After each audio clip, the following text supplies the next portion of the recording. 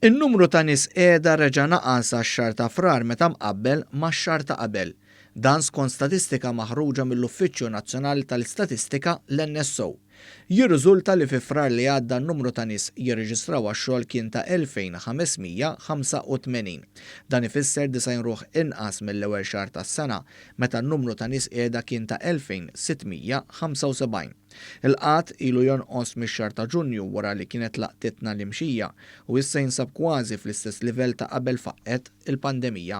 Dan ifisser li għad-9 xahar konsekuttiv naqas il-qatt.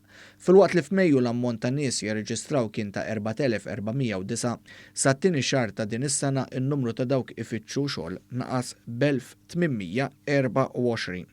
Dan ifisser li meta mqabbel ma' Mejju li għadda, għax-xahar li għadda l-qas naqas biżjed minn 2/3 waqt pandemija. Intant fuq Twitter il-Prim Ministru laqa dan ir-riżultat inkoraġġanti fis-settur tax-xogħol waqt pandemija. Il-Prim Ministru Robert Abela saħaq li f'kull ġurnata tax-xogħol 10 persuni f'Malta sabu opportunità. Innota wkoll li filwaqt li f'pajjiżna n-nies jaħdmu full-time żdiedu b'1.2%, il-medja Ewropea rat tnaqqis ta' 1.4%.